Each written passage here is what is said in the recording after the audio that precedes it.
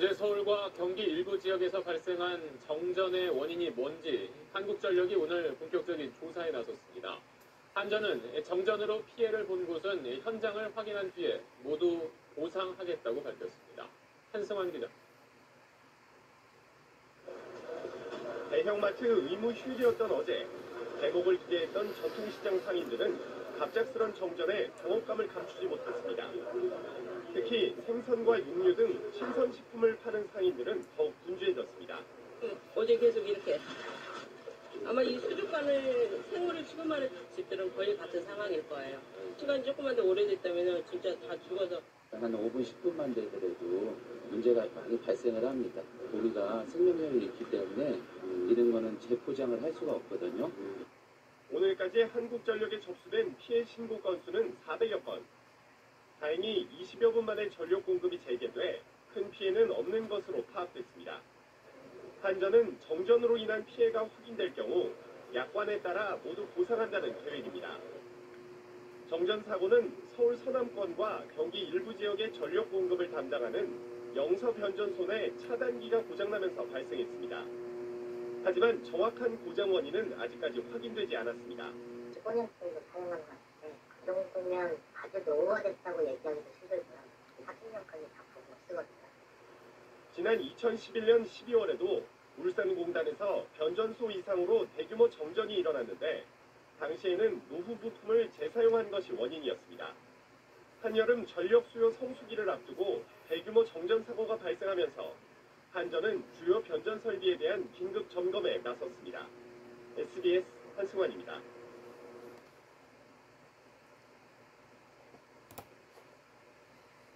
지난 6일 울산에서 발생한 대규모 정전 사태의 정확한 원인을 밝히기 위해 산업부가 민간조사반을 발행했는데요. 울산 전체의 3분의 1에 달하는 지역에 2시간 동안 정전이 일어나며 피해가 적지 않았는데 보상은 언제쯤 어떻게 받을 수 있을까요? JCN 울산중앙방송 고현희 기자입니다. 지난 6일 오후 정전이 울산 도심을 뒤덮었습니다. 남구와 울주군 일부 지역에 2시간가량 전기가 들어오지 않았습니다. 신호등 140개가 작동을 멈춰 차량과 보행자들이 혼란을 겪었고 건물 내 승강기에 사람들이 갇히는 사고와 마트와 식당 등의 피해도 잇따랐습니다. 고기는 살려야 되겠고 바가지 일을 해야 되고 예고도 없이 그냥 정전되니까 깝깝하지. 정전 다음 날 한국전력공사는 옥동변전소 노후 배폐기 내부의 저렴 파손을 원인으로 지목했습니다. 하지만 산업부는 보다 정확한 원인 파악을 위해 전문가 중심의 조사반을 발행했습니다. 다음 달 11일까지 한 달가량 조사를 벌이는데 피해 보상 기준과 범위는 조사가 끝난 후에야 알 수 있습니다. 한전에 따르면 이번 정전으로 접수된 피해 신고는 100여 건. 한전 손해배상 약관을 보면 한전의 직접적인 책임으로 정전이 발생해 1시간을 초과할 경우 해당 시간 전기요금의 최대 5배까지, 2시간을 초과할 경우 최대 10배까지 보상받을 수 있습니다. 하지만 일각에선 과거의 사례를 비춰 보상을 받지 못하거나 보상 금액이 크지 않을 거란 관측이 나옵니다. 실제로 지난 2011년 대규모 정전 당시 600억 원이 넘는 피해 신고가 들어왔지만 정부가 인정한 건 70억 원에 불과했습니다. 더욱이 설비 고장의 직접적인 책임이 한전이 아닐 경우에는 보상받기 어려울 수도 있습니다. 설비 피해나 이런 거에 대해서 세부적인 보상을 내려고 그러면 거짓말이나 이런 결국 보상료가 아마 나와야 되겠죠. 그러면 섣불리 말씀드리면 한전은 정확한 사고 원인이 나오는 대로 현장 조사를 거쳐 구체적인 피해 보상 기준을 마련할 방침이라고 밝혔습니다. 예상보다 시간이 소요되는 만큼 정전으로 피해를 본 시민들은 신고와 함께 피해를 입증할 수 있는 증빙 자료도 반드시 챙겨야 합니다. JCN 뉴스 구현입니다.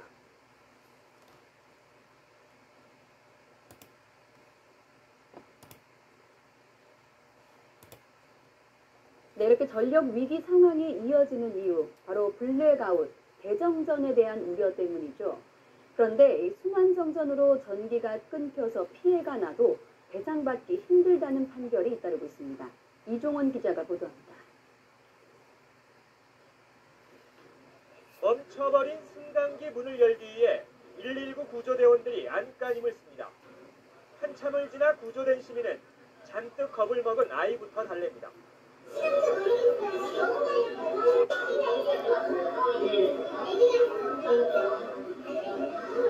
신호등이 별안간 꺼지면서 도심 한복판은 아비규환이 돼버렸고 식당과 상점들은 하루 영업을 포기했습니다.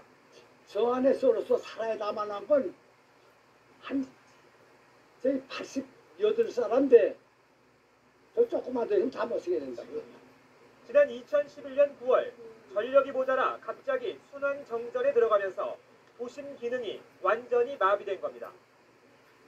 정전 사태로 A씨가 운영하던 제조업체도 15분 동안 공장이 멈춰섰습니다.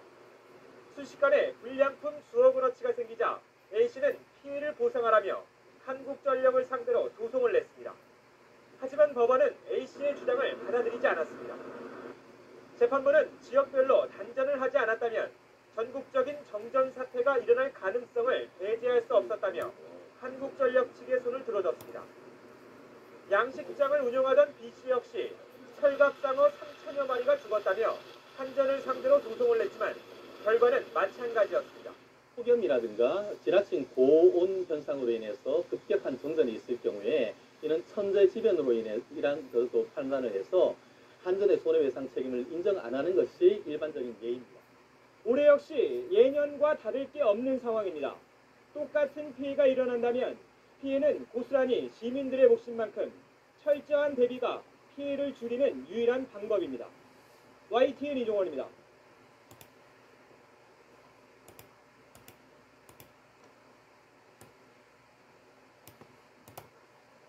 네, 지난밤에도 폭염으로 인한 정전 사태가 속출했습니다. 차량 화재 소식도 또 전해졌습니다. 최유경 기자가 사건 사고를 종합했습니다.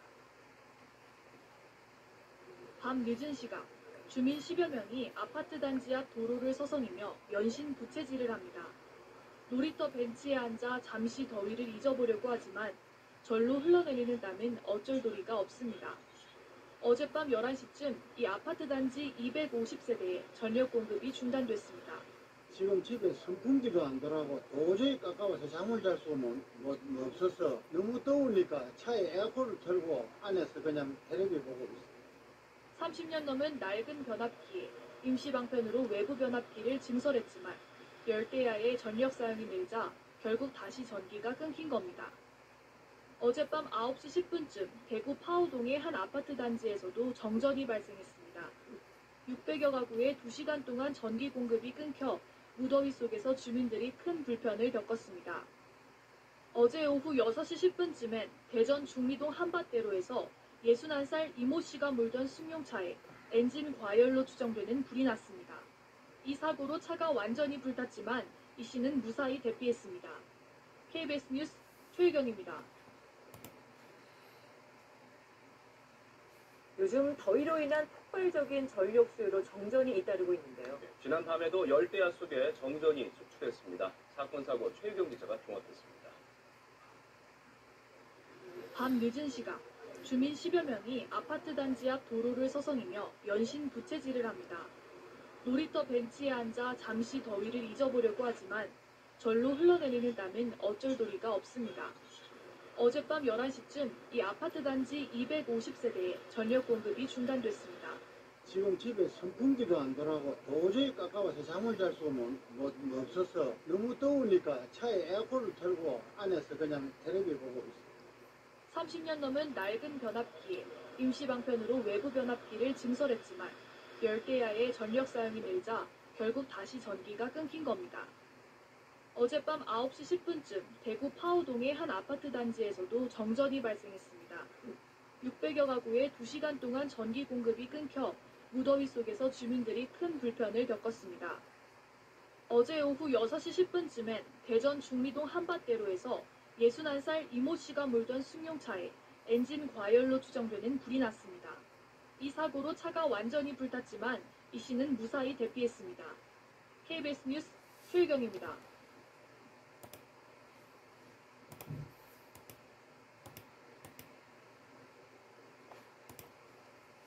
금천과 구로동 서울 서남부 지역과 경기도 광명시에서 19만 가구의 대규모 정전 사태가 벌어졌습니다. 곳곳에 엘리베이터와 신호등이 멈춰섰고 대형 쇼핑몰 등에도 피해가 잇따랐습니다. 취재기자 연결합니다. 조은지 기자. 네, 경기도 광명시 영서 변전소입니다. 네, 휴일 한낮에 정전 사태가 났는데요. 어찌 된 일입니까? 네, 오늘 낮 12시 53분이었습니다. 서울시 구로구와 금천구, 관악구 또 경기도 광명시 일대에서 19만 가구의 전력이 끊겼습니다. 22분 뒤인 1시 15분쯤부터 속속 전기가 다시 들어왔지만 일부 지역은 복구가 지연되기도 했습니다. 상황은 꽤 심각했습니다. 공장과 아파트 등에서 전기가 끊겼고 도로의 신호등도 200여 개가 동시에 꺼져 일대 교통이 마비됐습니다. 대형 쇼핑몰에서도 불이 꺼지고 에스컬레이터가 멈추기도 했습니다. 쇼핑몰의 예식장에서 결혼식 중에 정전으로 식이 중단되는 일까지 빚어졌습니다. 곳곳에서 엘리베이터가 멈춰서 안에 있던 사람들이 갇히기도 했습니다. 소방당국에 접수된 엘리베이터 고립 구조 건이 60건을 넘어섰습니다. 다행히 다친 사람은 없었고 밤이 아닌 낮이라 피해 규모도 적은 편입니다.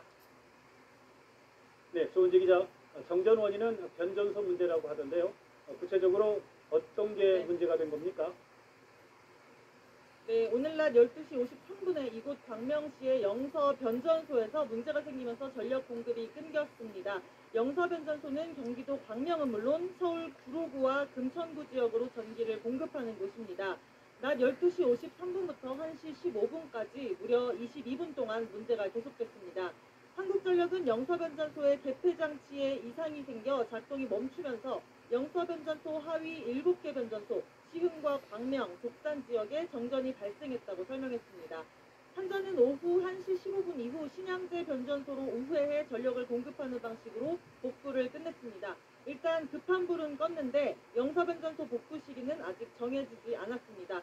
정확한 사고 원인도 파악할 필요가 있어 보입니다. 지금까지 경기도 광명시 영서변전소 앞에서 YTN 조은지입니다.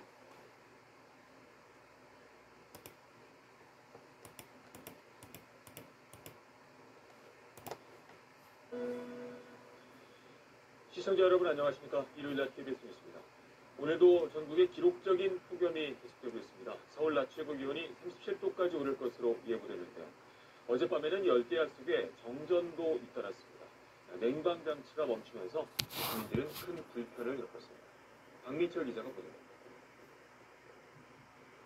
아파트 단지 전체가 어둠에 휩싸였습니다. 불빛이 들어온 가구는 찾아볼 수 없습니다. 어젯밤 10시쯤 서울 동대문구의 한 아파트 단지에서 정전이 발생하면서 천여 가구의 전력 공급이 끊겼습니다. 갑작스러운 정전 탓에 냉방 장치가 작동을 멈추면서 집안은 말 그대로 찜통이 됐습니다. 우리 아저씨가 다 정전됐다 그러고 막 그래요. 그러니까 이런 적이 없었어요 여태까지. 근데 갑자기 이러니까 뭐 고통스럽잖아요 주민들이 다. 주민 2명이 승강기에 갇혔다 구조되는 등 정전으로 인한 사고도 잇따랐습니다. 한전 측은 폭염 속에 전력 사용량이 늘면서 변압기 한 대가 과부하가 걸려 고장난 것으로 보고 복구반을 투입해 2시간 반 만에 임시 복구를 마쳤습니다. 그러나 일부 아파트 가구는 여전히 전력 공급에 차질을 빚고 있습니다.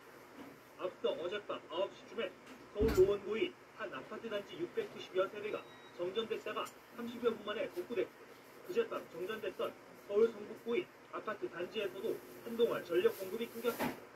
어젯밤 10시쯤 광주광역시의 한 아파트 단지에서도 정전이 발생해 750여 가구의 전기 공급이 끊기면서 주민들이 함께 불편을 겪었습니다. KBS 뉴스 강민철입니다.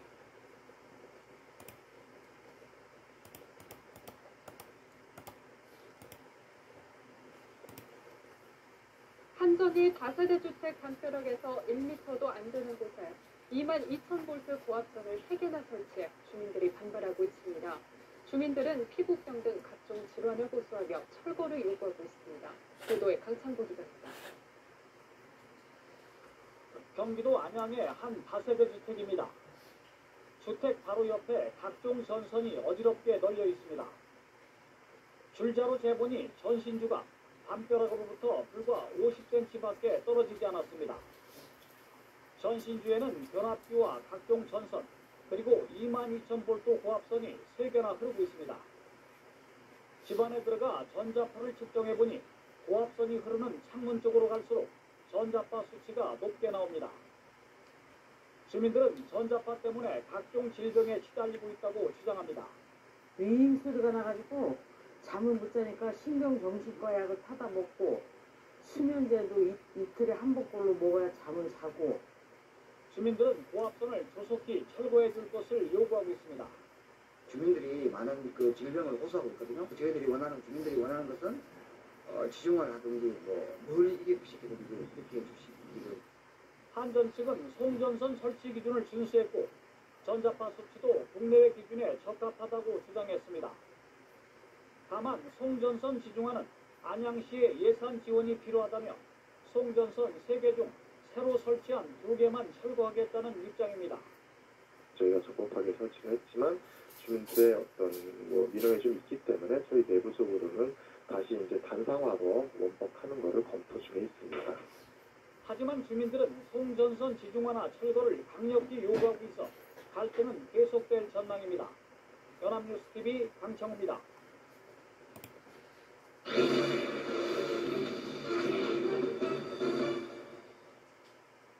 20가구 남짓 살고 있는 경기도 안성의 한 마을 주민들이 더는 못 살겠다며 이주 대책을 요구하고 나섰습니다. 마을을 가로지르는 고압선 때문인데 마을 입구에선 일반 길거리보다 300대가 넘는 전자파가 나올 정도입니다. 백운 기자가 현장 취재했습니다. 경기도 안성시 금광면의 먹갱이 마을. 한 가정집에서 전자파를 쬐더니 2.3 마이크로 테슬라가 나옵니다. 가정집에서 나오면 좋습니다. 안 나오죠? 예, 안 나와요. 절대 가정집에서 이거 안 나오죠. 저희 집에서도 이 장비 가지고 이렇게 측정을 해봤는데 보통 그냥 놔두면은 0.02, 0.03. 일반 가정집의 70배가 넘는 수치인데 주민들은 송전탑에서 두 갈래로 뻗어 마을을 가로지르는 송전선로를 가리킵니다. 34만 5천 볼트의 특고압선이 가정집 지붕 위로 20여 미터 떨어진 곳을 지나가고 있습니다. 마을 주민들은 이런 환경에서 40여 년을 살아왔습니다. 고압선에 가까이 가면 전류가 내는 소음까지 들립니다.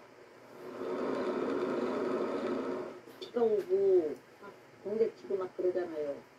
우산 들고 오고 그러면 막 전기가 찌고 와요. 깜짝 놀랄 정도로. 마을 22가구 전체의 전자파 수치를 측정해봤더니 일반 가정집이나 길거리에서 측정되는 수치보다 2배에서 많게는 80배 넘게 나왔습니다. 특고압선이 낮게 쳐진 마을 입구는 300배가 넘게 나왔습니다.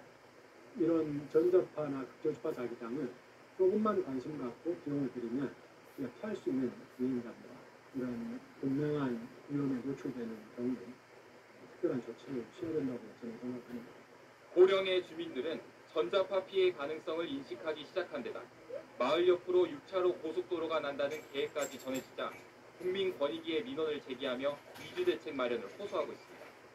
야 나도 아파. 나도 아니요. 나도 위험 수술했어. 저희가 말하고 싶은 건 이주를 시켜달라. 한국전력은 송전탑을 설치할 때 민가를 피하도록 내부 규정에서 권고하고 있지만 의무 규정은 아니고 41년 전에 세운 송전탑을 옮기거나 주민 이주를 지원하긴 어렵다는 입장입니다. SBS 백운입니다.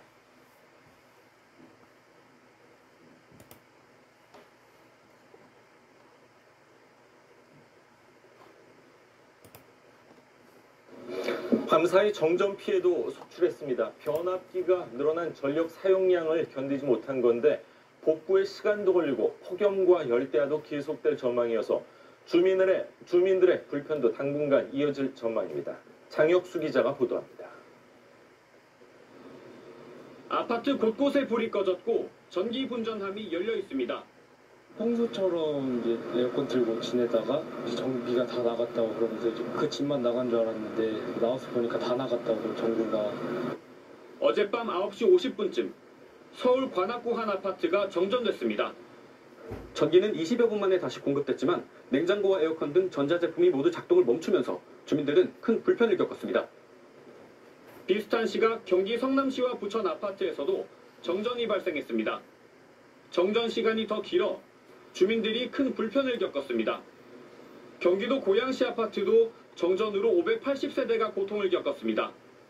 정전에 엘리베이터에 탔던 주민 6명이 갇혀 119 구조대가 구조했습니다. 한전은 열대야로 전력 사용이 늘었고 변압기를 교체해야 하는 만큼 복구에 시간이 걸릴 것으로 전망했습니다.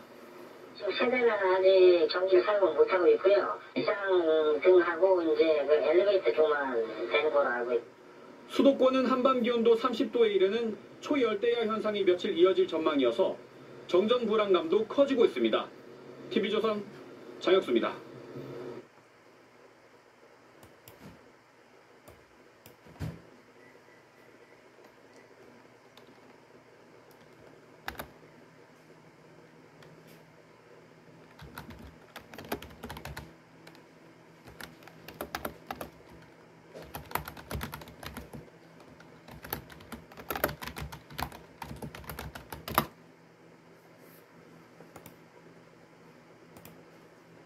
며칠째 여러 번 수리를 한 엘리베이터를 탔던 주민이 아파트 통로로 추락해서 숨졌습니다.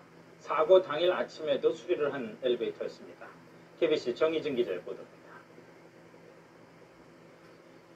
어젯밤 8시 반쯤 광주 북부의 한 아파트 지하 1층 엘리베이터 통로에서 48살 정모 씨가 숨진 채 발견됐습니다. 제 방에 들어갔었거든요. 근데 거기서 으아하는 비명소리 들리고 쿵 소리가 들렸어요. 엘리베이터 고장이 원인이었습니다. CCTV 분석 결과 정 씨는 12층에서 문이 열리자 내리려고 했지만 갑자기 엘리베이터가 멈추지 않고 계속 올라가면서 중심을 잃고 통로 아래로 떨어졌습니다. 문이 열려. 자연스럽게 내가 가서 올랐어요. 근데 자연스럽게 계속 올라오고 있어요. 문이 열렸는데 이 사람이 발길이 훅 꺼지니까 밑에 떨어진 거죠. 사고가 난 엘리베이터는 이미 4월 전부터 고장으로 여러 번 수리업체가 다녀갔습니다. 어제 오전에도 수리업체가 한 차례 점검을 하고 돌아갔습니다. 고장이 나서 또 이제 왔다 갔다 하는 소리 제가 들었습니다. 경찰은 엘리베이터를 제어하는 브레이크 등에 문제가 있는 것으로 보고 정확한 사고 원인을 조사하고 있습니다. 승강기 안전관리원에 따르면 지난해 2,552건의 엘리베이터 안전사고가 발생하면서 130명이 다치거나 숨졌습니다. KBC 정희진입니다.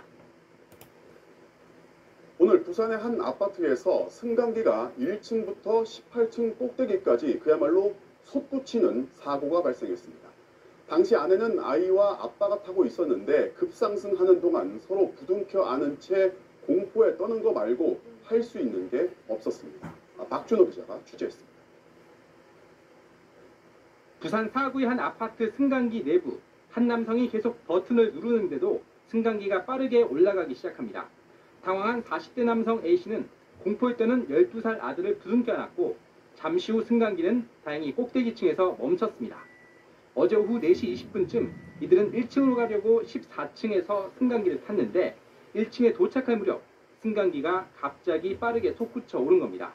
꼭대기층인 18층에 도착한 승강기가 더 이상 움직이지 않자 A씨는 119에 전화를 걸어 구조를 요청했습니다. 119 구조대원들은 고장난 승강기 바로 옆에 또 다른 승강기를 이용해 천장으로 올라간 뒤 A씨 부자 등을 구조했습니다. 그 두 명이 부자 관계로 아버지는 그 상승의 충격 부정물락하로 얼굴에 가벼운 찰가상을 입었고 다행히 큰 부상은 없었습니다. 사고가 난 건 깨진 승강기 도르래 때문으로 추정됩니다. 아파트 관리사무소 측은 그동안 민간업체의 승강기 안전 검사에선 문제가 없었다고 밝혔습니다. 크랙이시다고 이런 게 전혀 발견되지 않았거든요. 어떤 충격에서 그렇게 됐는지. 한국승강기안전공단은 내일 정밀 진단을 벌여 정확한 사고 원인과 경위를 조사할 계획입니다. MBC 뉴스 박준호입니다.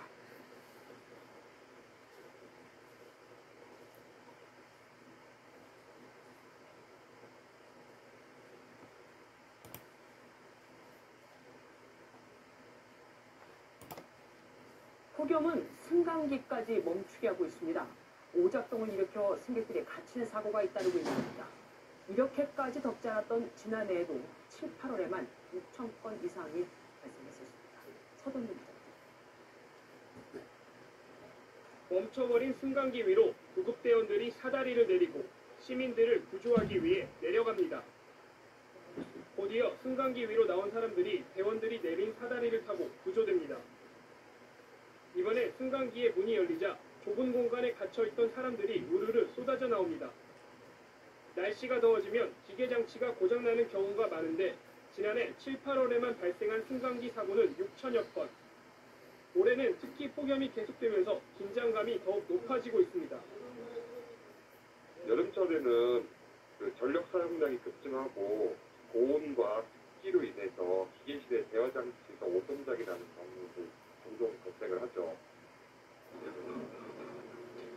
폭염 등의 원인으로 이렇게 승강기가 갑자기 멈춰서면 당황하지 말고 먼저 비상 버튼을 눌러 도움을 요청해야 합니다. 승강기에 갇히게 되면 대부분 추락을 걱정하는데 로프 등 안전장치가 있기 때문에 실제 추락으로 이어질 가능성은 낮습니다. 시민들이 생각하는 것과는 다르게 승강기가 아래로 추락하는 경우가 거의 없습니다. 그런 불안감 때문에 당황하고 계신데 그런 위험은 없으니까 일단 좀 안전하게. 전문가들은 긴장을 풀고 최대한 편안한 자세로 숨을 천천히 쉬는 게 심적인 안정에 도움이 된다고 강조했습니다. MBN 뉴스 서동균입니다. 네, 요즘 정전 사고가 잇따르면서 승강기 안에 시민들이 갇혔다가 구조됐다는 소식 자주 전해드리는데요. 정전이 아니더라도 전국에서 하루 평균 65건의 승강기 사고가 일어나고 있습니다. 네, 왜 이렇게 사고가 많은지 알아봤더니 오래된 중고 부품을 새 제품으로 둔갑시켜 파는 게 관행처럼 여겨지고 있었습니다. 한지연 기자가 취재했습니다. 1000세대가 사는 이 아파트에서는 지난 2016년부터 유독 승강기가 멈추는 사고가 잦았습니다. 너무 자주 고장나. 그러니까 이상하다 생각하는 거죠. 2시간 갇혀 있는 거 보십시오. 얼마나 행위게 거기 고쳤는데 또 발생하는 거예요. 이상하게 여긴 한 입주자가 조사에 들어갔습니다. 고장 원인으로 지목된 전력 공급 부품의 제조일자를 일일이 알아봤습니다. 이 시리얼을 가지고 저희가 그 제조사에다가 엘리베이터 쪽에다가 이 조회를 했어요. 교체된 승강기 21대 가운데 10대에서 새 부품이라고 설치한 게 모두 중고품인 것으로 드러났습니다. 10년에서 16년 전에 만들어진 부품이 새 부품으로 둔갑해 있던 겁니다. 이 주민이 따지고 들자 업체는 뒤늦게 중고 부품을 새 부품인 양 갈아 끼운 사실을 실토하고 6천여만 원을 물어줬습니다. 새 걸로 교체된 걸로 알고 있지 말을 안 하면. 대부분 그렇게 하는 게 정상이죠. 제가 지금 인정하고 제가 교체하려는 입장에서 실제로 행정안전부가 94개 아파트 승강기 290대를 무작위로 뽑아 전력 공급 부품을 조사해봤습니다. 전체의 15%인 40대에 중고 부품이 새 부품인 양 설치된 것으로 드러났습니다. 중고 부품이라도 새 제품 상자에 담아가면 아무도 모른다는 겁니다. 고객은 모르잖아. 그 포장은 일단은 뜯어주는 거죠. 얘네들하고 확인 안 하잖아. 시민 안전이야 어떻게 되든 자기 뱃속만 채우려는 비양심적인 부품 소비기. 승강기 사고는 해마다 늘어 119 구조대가 출동한 건수만 지난해 24,000건에 달합니다. SBS 한지연입니다.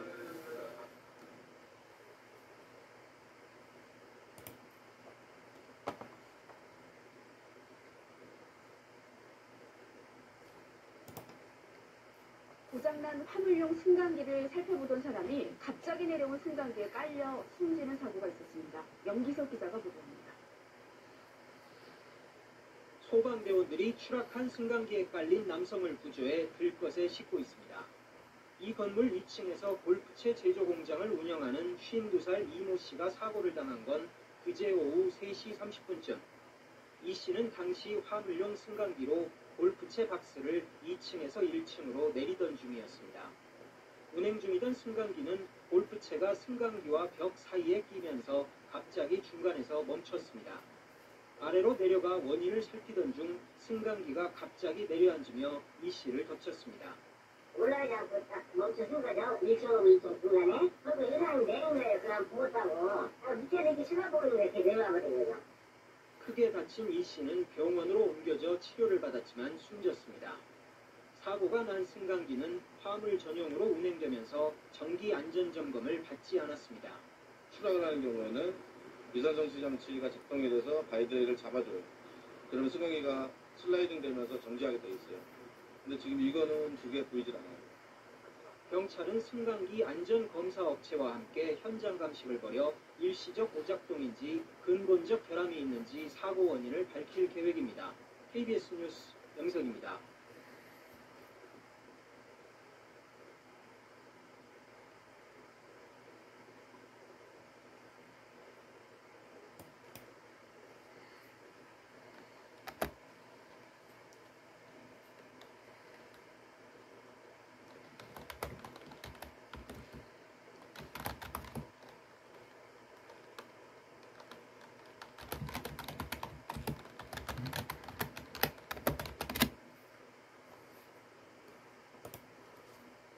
네, 마을버스가 차량 넉 대와 건물 외벽을 들이받는 사고가 났습니다. 중국산 전기버스였는데요. 경찰은 버스에 결함은 없는지 국과수의 분석을 의뢰했습니다. 백승현 기자입니다. 서울 성북구의 내리막길. 제한속도가 시속 30km인 어린이보호구역을 마을버스 한 대가 질주해 내려옵니다. 속도를 주체하지 못한 채 덜컹거리며 달려갑니다. 잠시 뒤 버스는 신호를 기다리던 차량 넉 대를 들이받고 맞은편 건물과 충돌한 뒤에야 멈춰섰습니다. 문이 안 열려서 소방차가 와서 해가지고 연락해서 나오셨거든요. 자리를 정하셨고. 어제 낮 12시 반쯤 승객 9명을 태운 마을버스가 사중 추돌 사고를 내 5명이 다쳤습니다. 사고 당시 충격으로 차량 진입을 막는 쐐기둥도 뽑혀나갔습니다. 버스기사는 경찰 조사에서 핸들과 브레이크가 작동하지 않았다고 진술했지만 버스 수입사는 운전 미숙을 주장하고 있습니다. 사고가 난 버스는 지난해 9월과 올해 1월에도 내리막길에서 미끄러지는 사고가 났던 중국산 전기버스와 같은 모델입니다. 국토교통부는 같은 버스에 사고가 잇따르자 조사에 나섰습니다. 국토부는 해당 버스가 국내 판매량이 많고 지난해 사고가 여러 번 난 만큼 우리 안전기준에 적합하게 제조됐는지 조사하는 자기인증 적합조사를 올해 시작했다고 밝혔습니다. 경찰은 이번 사고가 운전자 과실인지 차량 문제인지 따져보기 위해 사고가 난 버스를 국립과학수사연구원에 보낼 계획입니다. 채널A 뉴스 백승현입니다.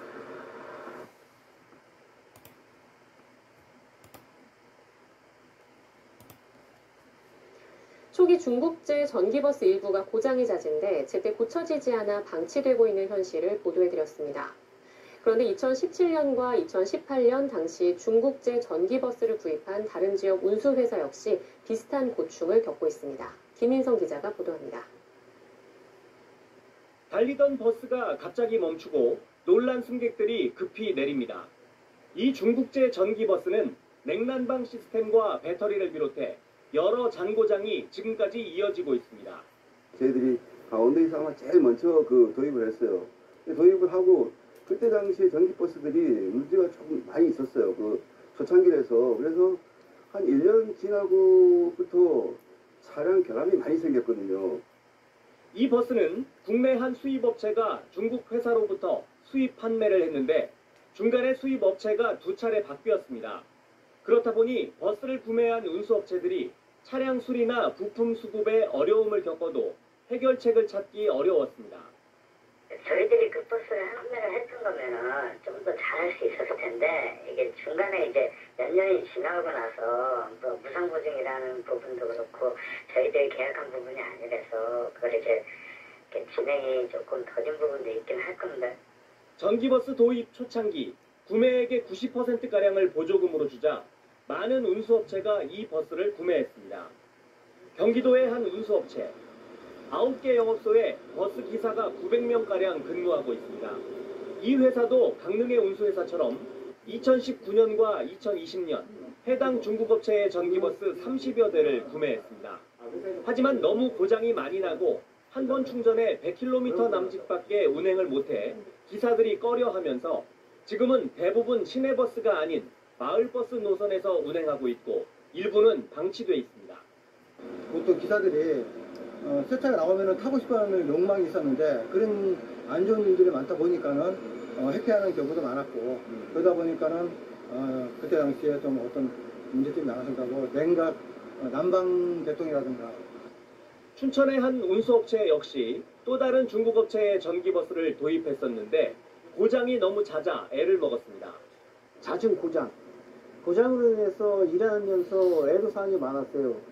차량이 수리가 빨리 돼야만이 저희도 정상적으로 그 차를 갖고 계속 운행을 하는데 시간이 오래 걸리니까는. 하지만 부품 수급과 수리에 어려움을 겪는 일이 반복되면서 결국 지난해부터 국산 버스만 구매하고 있습니다. 가장 어려웠던 부분이 부품 수급이에요. 일단 중국에서 생산된 부품이 생산되다 보니까 그쪽에서 저희가 주문을 하면 뭐 보통 오는데 거의 한 달 정도 걸리거든요. 전기버스 도입 초창기, 지금보단 많이 아쉬웠던 기술력에 그보다 더 아쉬운 AS 시스템 때문에 많은 운수업체들이 어려움을 겪고 있습니다. MBC 뉴스 김인성입니다.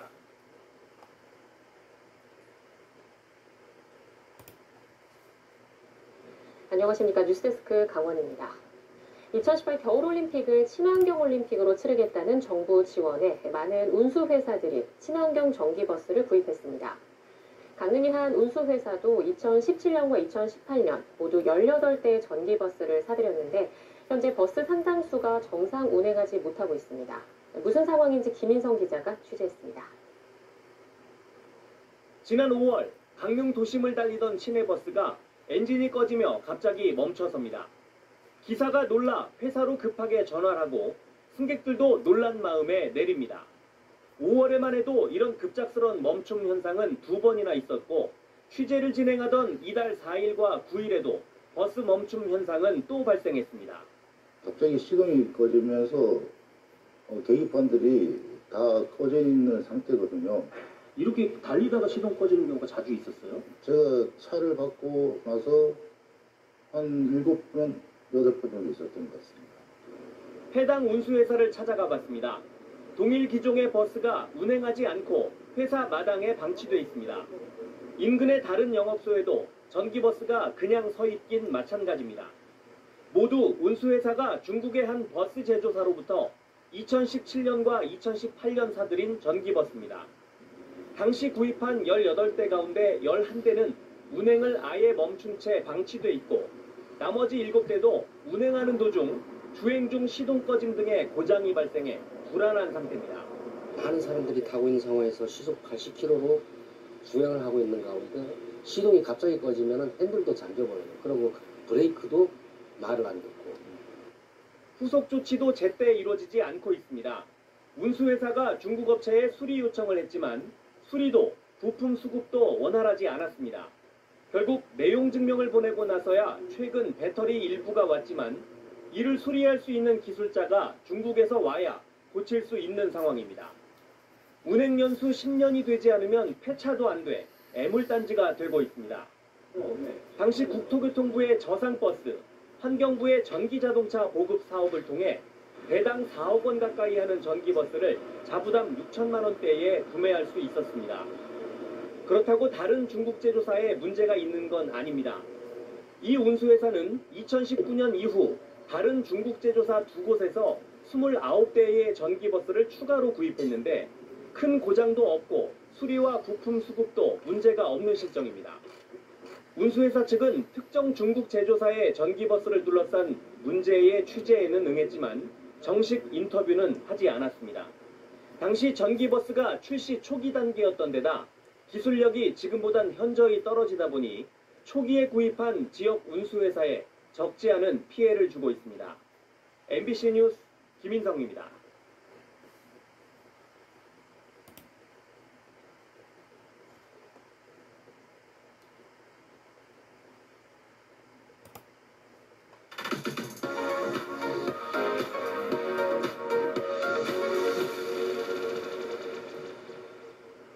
이슈 키워드입니다. 오늘 첫 번째 키워드는 전기버스입니다. 전기버스가 언덕길에서 굴러내려와 차 2대를 들이받았습니다. 어린이 보호구역이어서 하마터면 더 큰 사고로 이어질 뻔했습니다. 교차로 맞은편에서 전기버스 한 대가 미끄러지듯 내려옵니다. 신호를 무시하고 교차로에 들어서더니 SUV와 시내버스를 잇따라 들이받습니다. 그런데 사고버스 안을 보니 운전석에 아무도 없습니다. 어제 오전 10시쯤 경기도 부천에서 있었던 일인데요. 이 사고로 전기버스에 부딪힌 시내버스와 SUV 운전자가 다쳤습니다. 천만다행으로 두 버스 모두 승객이 없었고 아이들 등교 시간도 지난 뒤라 다른 피해는 없었습니다. 전기버스 운전자는 버스에 전기가 들어오지 않아 길가에 멈춰섰고 뒤쪽 보조 전원을 확인하던 중 버스가 저절로 내려갔다고 진술했습니다. 경찰은 사고 경위를 조사하고 있습니다. 제주도의 한 버스 안 앞좌석에 앉은 한 승객의 모습이 심상치 않은데요. 갑자기 고개를 뒤로 젖히더니 입에서 연기가 모락모락 피어오릅니다.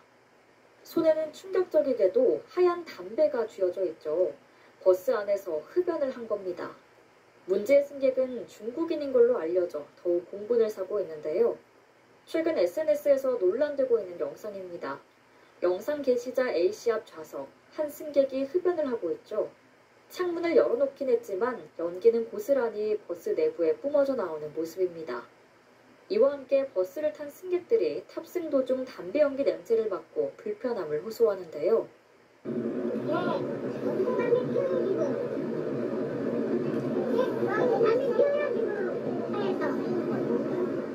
이 소리를 듣고 놀란 승객은 황급히 담배를 쥔 손을 바깥으로 뺍니다.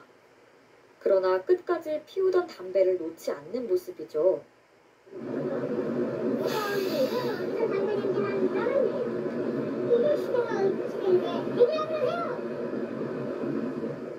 버스 안 흡연하는 중국인 승객에 다른 승객들의 비판이 쏟아지자 결국 창밖으로 담배를 툭 하고 털어버리며 사건은 일단락됩니다. A씨는 제주도 중국인 실화냐 담배를 펴버리네 라며 황당함을 토로했는데요.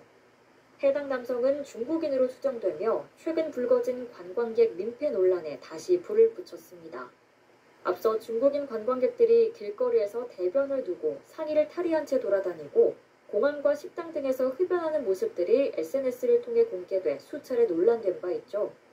영상을 본 네티즌들 또한 얼마나 만만하게 보면 대중교통에서 대놓고 담배를 피냐, 제발 나가라, 길거리에서 대변 누더니 이젠 버스에서 담배까지 피네, 저 나라는 대중교통에서 담배 피는 게 일상이냐, 남의 나라 와서 민폐 주지나 말지 등의 반응을 보이며 공분했습니다.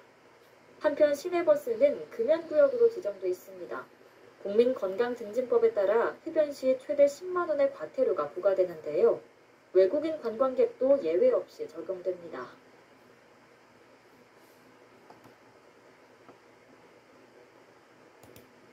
제주도의 한 버스 안 앞좌석에 앉은 한 승객의 모습이 심상치 않은데요. 갑자기 고개를 뒤로 젖히더니 입에서 연기가 모락모락 피어오릅니다. 손에는 충격적이게도 하얀 담배가 쥐어져 있죠. 버스 안에서 흡연을 한 겁니다. 문제의 승객은 중국인인 걸로 알려져 더욱 공분을 사고 있는데요. 최근 SNS에서 논란되고 있는 영상입니다. 영상 게시자 A씨 앞 좌석, 한 승객이 흡연을 하고 있죠. 창문을 열어놓긴 했지만 연기는 고스란히 버스 내부에 뿜어져 나오는 모습입니다.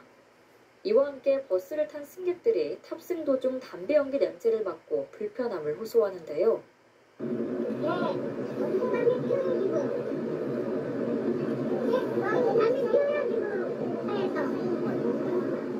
이 소리를 듣고 놀란 승객은 황급히 담배를 쥔 손을 바깥으로 뺍니다. 그러나 끝까지 피우던 담배를 놓지 않는 모습이죠.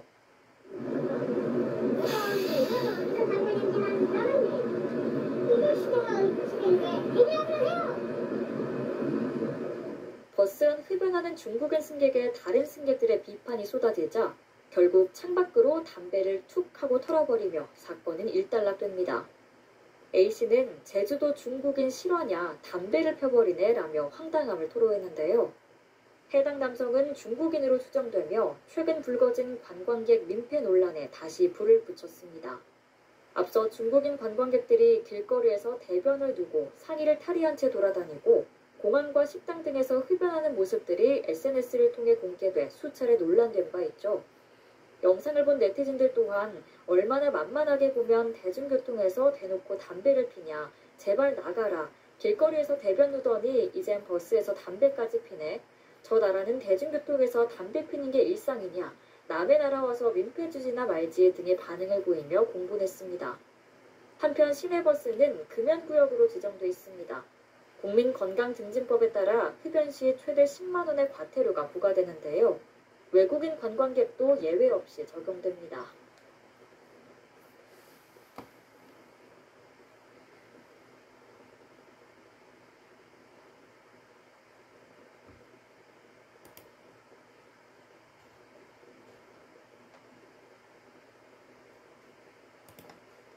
네, 전기차 특성상 이 가속도가 내연기관 차량보다 2배 정도 빠르다고 하는데요.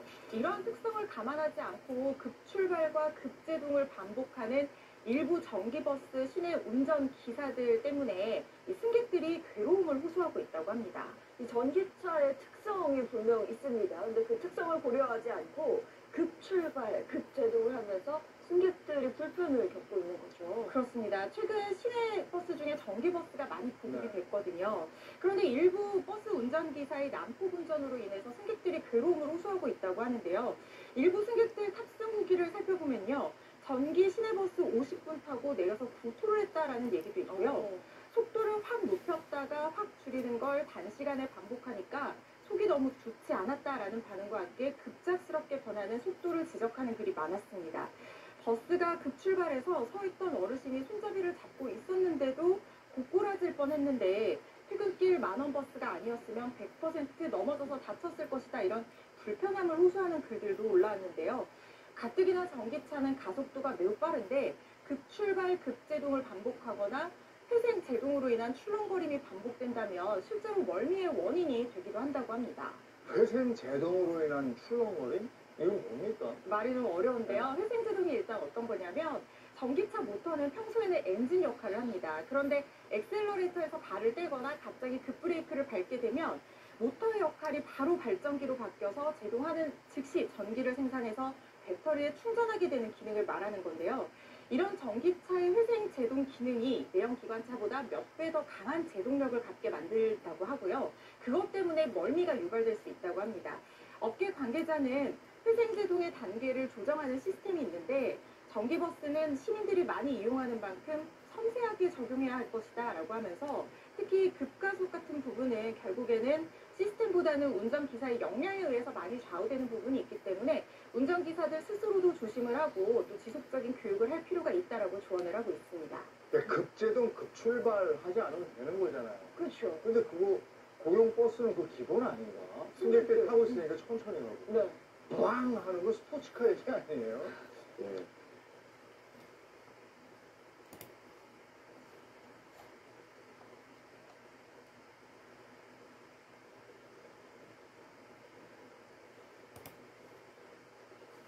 네, 춘천 시내버스가 또 말씀합니다. 이번엔 친환경 대중교통 정책을 위해 들여온 전기버스에 문제가 생겨 운행을 못하고 있는 건데요. 비나 눈이 많이 내리는 날에는 차가 아예 멈춰선다고 합니다. 보도에 최동희 기자입니다. 시내버스 차고지 한가운데 버스가 멈춰서 있습니다. 지난해 도입된 전기버스인데 어제 낮 12시쯤 노선 운행을 하기 위해 차고지 앞 도로에 교통신호를 기다리던 중 갑자기 서버린 겁니다. 전기버스라 마땅한 견인 차량도 없어 버스는 차고지에서 하루 넘게 멈춰선 그대로 세워져 있어야 했습니다. 어제 이쪽에 내 차로 들어서 지금 노력을 했는데 이제 내 차 같은 분이 전기버스 해보지 못해서 어떻게 우리한테 모르잖아. 같은 기종의 또 다른 전기버스도 같은 날 충전 중에 문제가 생겨 역시 운행을 못했습니다. 문제는 이 같은 현상이 이번이 처음이 아니라는 겁니다. 버스 기사들은 비나 눈이 많이 오면 이 같은 현상이 발생한다고 말합니다. 작년 가을에도 그런 문제가 한 번 있었어요. 어제 또 몇 달 동안은 그냥 뭐 눈만 조금 오고 그러다가 어제 좀 많이 비가 오니까 또 그런 현상이 일어난 거죠. 춘천 시민버스 측은 제동 관련 장치 쪽에 일부 문제가 생겨 발생한 것이라면서 차량 제조사 관계자를 불러 정확한 원인을 찾아보겠다고 밝혔습니다. 또 문제가 발생한 건 전체 전기버스 10대 중 2대에 불과해 차량 배차는 정상적으로 진행되고 있다고 해명했습니다. 해당 전기버스는 지난해엔 난방장치에 문제가 있어 수리를 받기도 했습니다. 지원뉴스 최동입니다.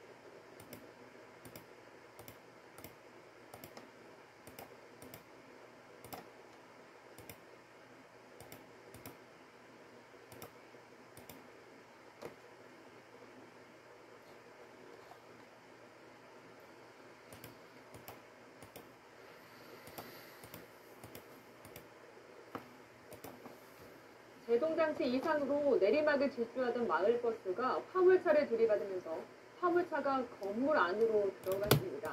물놀이 사고도 잇따랐는데요. 또 이 사건 사고 김종호 기자가 보도합니다.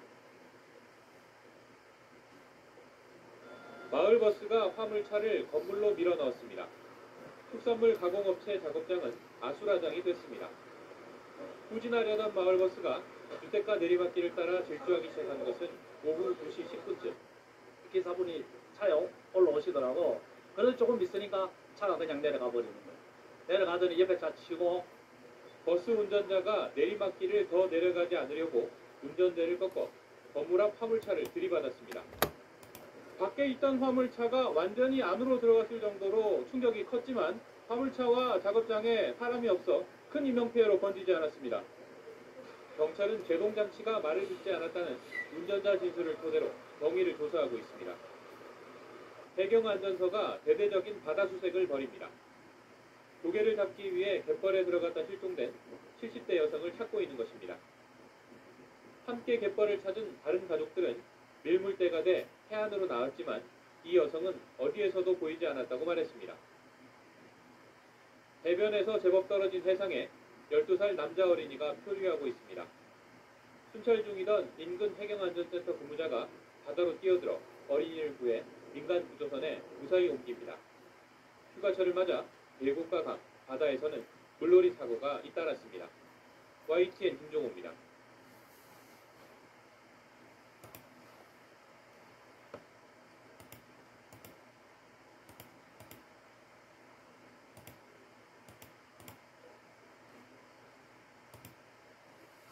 어제 저녁 서울 금천구에서 자전거를 타던 초등학생이 마을버스에 치여 숨졌습니다.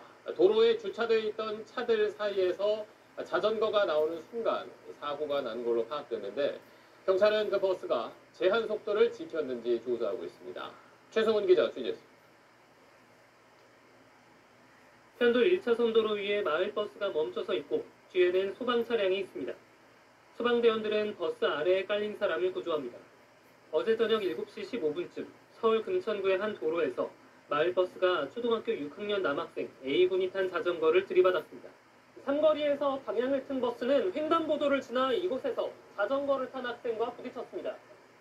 헉소리가 나가지고 봤더니 바퀴가 누르고 있더라고요. 그냥 기사한테 앞으로 좀 빼라고 그렇게 하고 119 부른 거거든요. 심정지 상태로 구조된 A군은 병원으로 옮겨졌지만 끝내 숨졌습니다. 오랜만에 그 아이 아빠한테 단체 커플로 가봤나봐요. 하늘나라 갔다고 저희 애랑 친한 친구였어가지고. 경찰 조사 결과 사고 당시 길가에는 차량 여러 대가 주차돼 있었는데 차들 사이로 A군이 탄 자전거가 도로로 나오는 순간 사고가 난 것으로 파악됐습니다. 해당 도로는 어린이 보호구역은 아니지만 규정 속도는 시속 30km였습니다. 마을버스 운전기사 60대 B씨에게 음주나 약물을 복용한 정황은 발견되지 않았습니다. 되게 많이 이게 힘들어하시죠? 사고는 한 번도 이런 게 없어요. 오래 근무하신 분이에요? B씨를 교통사고 처리 특례법상 치사 혐의로 입건한 경찰은 블랙박스와 운행 기록계 등을 토대로 제한속도 준수 여부 등 정확한 사고 경위를 조사하고 있습니다. SBS 최승훈입니다.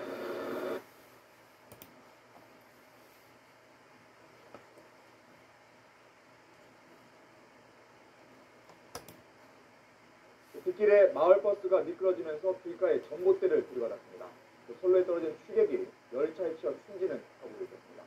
밤사이 사건 사고 나연수 기자가 전해했습니다. 전봇대는 위험스럽게 기울어졌고 마을버스 앞유리로 산산이 부서졌습니다.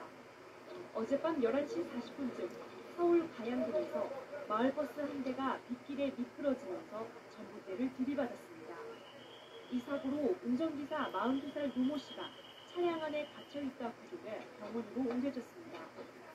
사고 당시 버스는 운행을 마치고 차고지로 들어가던 길이라 다친 다른 승객은 없었습니다. 이어 새벽 1시쯤 서울 상황심리동에서는 29살 진모 씨가 몰던 차에 48살 광모 씨가 딸렸습니다. 박 씨는 10여 분 만에 구조돼 병원으로 옮겨졌지만 큰 부상을 입지는 않았습니다. 박 씨가 술에 취해 길바닥에 누워있는 것을 진 씨가 미처 보지 못하고 지나가면서 사고가 난 것으로 추정됩니다.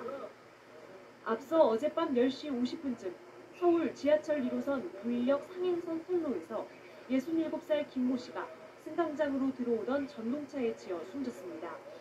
경찰은 김 씨가 술에 취한 상태에서 선로에 떨어졌다 사고가 난 것으로 보고 정확한 경위를 조사하고 있습니다.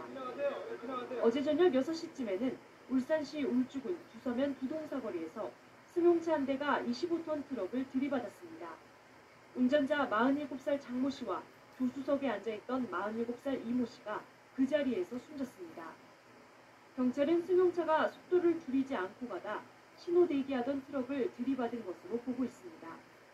YTN 나연수입니다.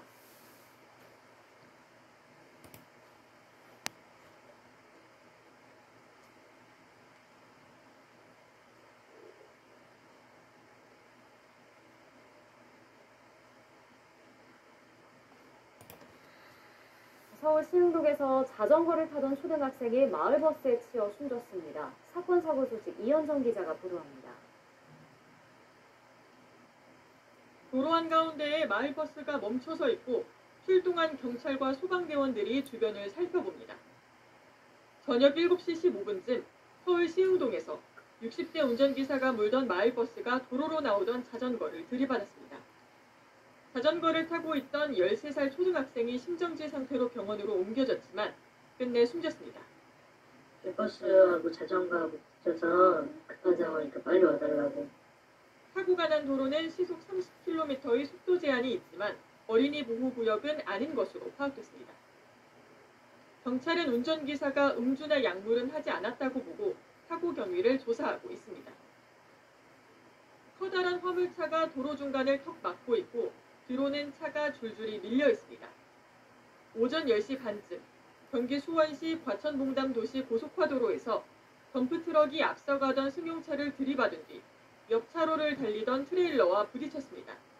이 사고로 운전자 등 4명이 다쳤는데 모두 생명에는 지장이 없는 것으로 파악됐습니다. 트레일러가 이제 꺾인 상태로 이렇게 서 있더라고요. 그래서 뒤로 한 1km 정도 정체가 된 상황이었습니다. 건물 밖으로 희뿌연 연기가 쉴 새 없이 뿜어져 나옵니다. 새벽 2시 20분쯤 서울 수유동에 있는 음식점에서 불이 나 내부와 냉장고, 난방기 등이 불에 탔습니다. YTN 이현정입니다.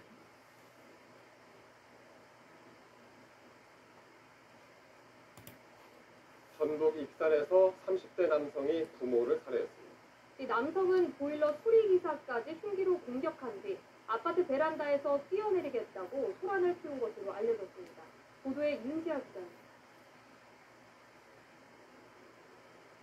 부모를 흉기로 살해한 30대 남성.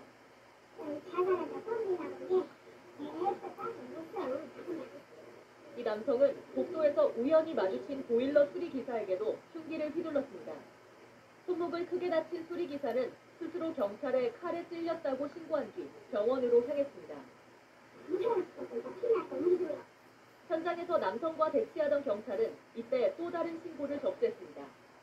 부모님과 연락이 닿지 않아 동생에게 전화했더니 동생이 부모를 죽였다고 말했다는 한 여성의 신고였습니다. 보일러 수리기사와 여성의 신고 내용을 대조한 결과 경찰은 두 사건의 가해자가 동일 인물인 것을 확인했습니다. 본인이 먼저 다쳐가지고 신고가 됐고 특공 하는 해서 물어달라고 제 집중에 또 이제 누나나 엄마 아빠 집에 가서 가가지고 알고 보일러 기사와 피의자 누나의 신고를 받고 출동한 경찰은 현장에서 피의자를 긴급 체포했습니다.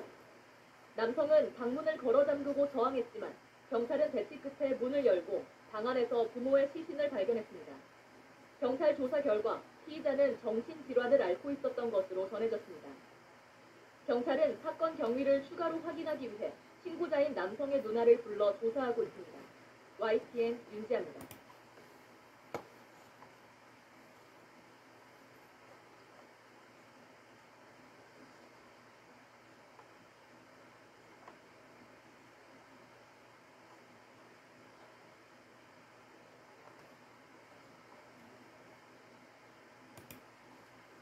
도로 한가운데에 마을버스가 멈춰서 있고 출동한 경찰과 소방대원들이 주변을 살펴봅니다.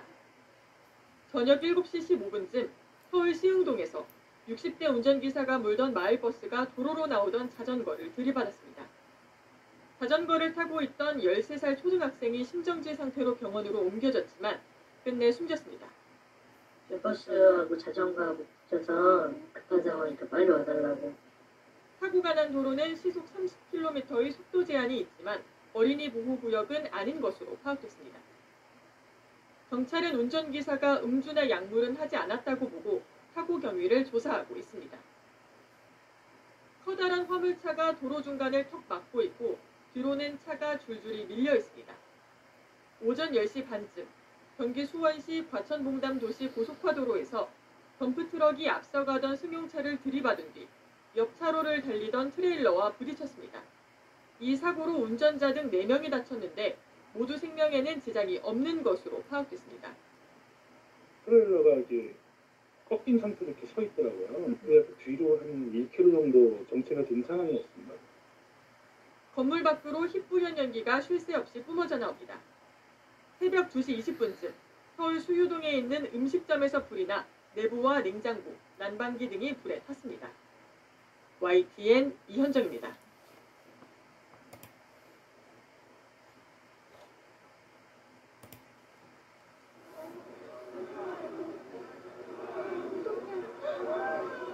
마을버스를 들기 위해 구호에 맞춰 안간힘을 쓰는 시민들. 차체는 들썩거리지만 바퀴는 흠쩍도 하지 않습니다. 버스 밑에는 9살 아이가 깔려 있습니다. 아이는 버스 뒷바퀴에 깔려져 있었고 버스는 그 횡단보도 바로 앞에 세워져 있었어요. 바로 구급차에 그 담요 같은 거 얼굴 전체를 씌우고 실려 갔거든요. 어둑해진 저녁에 할머니, 동생과 함께 근처 목욕탕을 가던 9살 A군. 도로를 건너다 마을버스에 치였습니다. A군은 사고 직후 병원으로 옮겨졌지만 숨졌습니다. 구급차가 신고 5분 만에 도착했지만 이미 위중한 상태였습니다. 사고 현장입니다. 횡단보도에서 불과 10m로 떨어지지 않은 곳에서 아이는 사고를 당했습니다. 사고 장소는 왕복 2차로, 보행자 통행이 금지된 곳입니다. 경찰 조사 결과 버스 기사의 속도 위반은 없었습니다. 하지만 사망사고이기 때문에 경찰은 교통사고 특례법상 과실치사 혐의로 버스 기사의 구속영장을 신청할 예정입니다.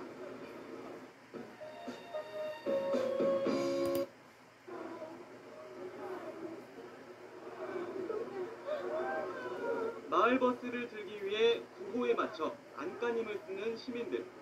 차체는 들썩거리지만 바퀴는 흠쩍도 하지 않습니다. 버스 밑에는 9살 아이가 깔려 있습니다. 아이는 버스 뒷바퀴에 깔려져 있었고 버스는 그 횡단보도 바로 앞에 세워져 있었어요. 바로 구급차에 그 담요 같은 거 얼굴 전체를 씌우고 실려 갔거든요. 어둑해진 저녁에 할머니, 동생과 함께 근처 목욕탕을 가던 9살 A군. 도로를 건너다 마을버스에 치였습니다. A군은 사고 직후 병원으로 옮겨졌지만 숨졌습니다. 구급차가 신고 5분 만에 도착했지만 이미 위중한 상태였습니다. 사고 현장입니다. 횡단보도에서 불과 10m로 떨어지지 않은 곳에서 아이는 사고를 당했습니다. 사고 장소는 왕복 2차로, 보행자 통행이 금지된 곳입니다. 경찰 조사 결과 버스 기사의 속도 위반은 없었습니다.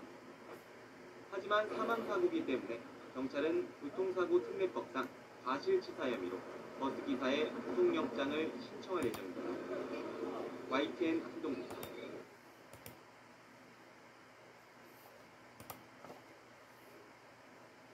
경기도 성남시가 장애인들의 이동권을 위해 출근용 셔틀버스를 3년째 운행 중인데요. 전국 최초로 도입된 이 셔틀버스 사업이 올해 한국장애인 인권상을 수상하며 장애인 복지정책의 모범 사례로 주목받고 있습니다. 박은주 기자입니다. 매일 아침 장애인 직업 재활시설로 출근하는 윤경열 씨. 올 초부터 장애인 전용 셔틀버스를 타면서 출근길이 한결 편해졌습니다. 버스 타면 한 시간이 부딪히지 않기 때문에 항상 조마조마하고 직장에 늦을까 걱정을 되고 했는데 셔틀 타면 항상 제 시간에 오니까 성남시가 운영하는 이 착한 셔틀버스는 장애인들의 이동권 보장을 위해 2020년 10월 전국 최초로 도입됐습니다. 관내 13곳의 장애인 직업 재활시설에 근무하는 중증장애인 90여 명이 이용 중인데 월 2만 원이면 출근 시 탈 수 있습니다. 예쁜 모자 쓰고 오셨네. 전문 승하차 보조원이 승하차를 돕는 것은 물론 따뜻한 인사로 긴장된 마음도 어루만져줍니다. 가족과 일터 담당자에겐 실시간 버스 위치를 앱으로 확인할 수 있게 해 돌발 상황에 대한 대처 능력도 높였습니다. 앱을 보면 버스를 지금 이 시간에 탔겠구나, 그리고 어디쯤 가고 있겠구나, 제가 굳이 애를 데려다 주지 않아도 제가 일을 하면서도 마음이 안정이 되는 거지. 한국장애인단체 총연맹은 안전한 출근 서비스 제공으로 장애인의 고용 안전망을 구축했다며 올해 한국장애인 인권상을 성남시에 수여했습니다.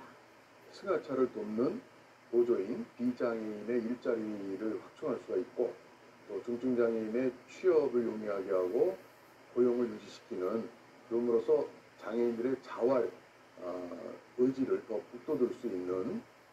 성남시는 향후 셔틀버스 노선을 추가 확충하는 등 장애인들의 다양한 요구에 귀 기울이는 맞춤형 서비스를 펴겠다고 밝혔습니다. KBS 뉴스